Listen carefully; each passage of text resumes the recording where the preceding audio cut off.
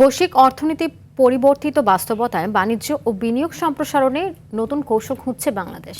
সেই লক্ষ্যেই রাজধানীতে অনুষ্ঠিত হয়েছে অর্থনৈতিক কূটনীতি সম্মেলন, যেখানে নীতি নির্ধারক, ব্যবসায়ী ও আন্তর্জাতিক অংশীদাররা অর্থনৈতিক প্রবৃদ্ধি, বিনিয়োগ বান্ধব পরিবেশ এবং বৈশ্বিক অংশীদারিত্ব জোরদারের উপর গুরুত্ব আরোপ করেন। সম্মেলনে দেশের অর্থনীতিকে আরও শক্তিশালী ও প্রতিযোগিতামূলক করার নানা দিক তুলে ধরা হয়। শাকিলা করিমের প্রতিবেদন। বাণিজ্য, প্রবৃদ্ধি ও বৈশ্বিক অর্থনৈতিক কূটনীতির নতুন রোডম্যাপ খুঁজতে দেশের শীর্ষ নীতি নির্ধারক, ব্যবসায়ী, কূটনৈতিক মিশন সহ বিভিন্ন আন্তর্জাতিক সংস্থা ও প্রতিষ্ঠানের কর্মকর্তাদের অংশগ্রহণে হোটেল সোনারগাঁওয়ে অনুষ্ঠিত হলো অর্থনীতি কূটনীতি সম্মেলন।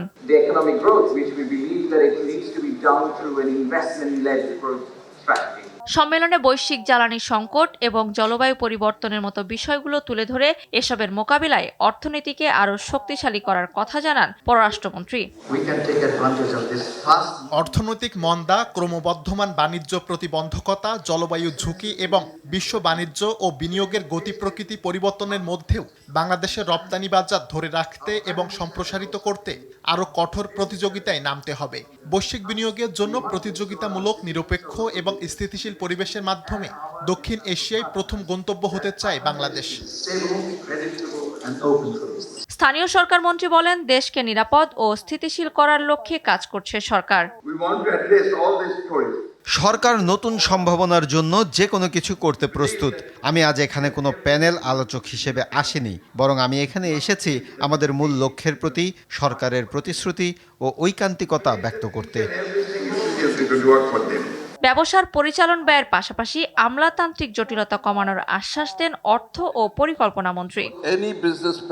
দেশের যে মানুষগুলো দীর্ঘকাল ধরে অর্থনৈতিক নীতির বাইরে ছিলেন, তাদের মূল স্রোতে আনা আমাদের কর্তব্য। আমরা সবসময় যে প্রতিশ্রুতি দিয়ে আসছি তা হলো কিভাবে আর্থিক অন্তর্ভুক্তিকে বাস্তবে রূপ দেওয়া যায়। বিনিয়োগকারীদের পাশে থাকার ঘোষণা দেন পররাষ্ট্র প্রতিমন্ত্রী ও প্রধানমন্ত্রীর পররাষ্ট্র বিষয়ক উপদেষ্টা। বাংলাদেশ এখন একটি নতুন যাত্রা শুরু করেছে। আমরা অর্থনীতিকে শক্তিশালী করতে চাই।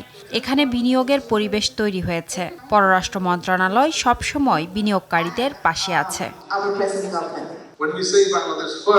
বাংলাদেশ ফার্স্ট মানে বাংলাদেশের স্বার্থ দেখা, সেটা অর্জন করা, দ্বিপক্ষীয় বহুপক্ষীয় পক্ষের সাথে সম্পর্ক দৃঢ় করতে চাই।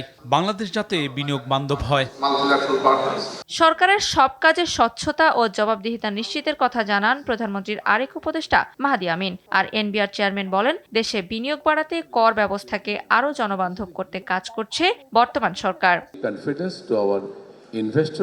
শাকিলা করিম, RTV, ঢাকা।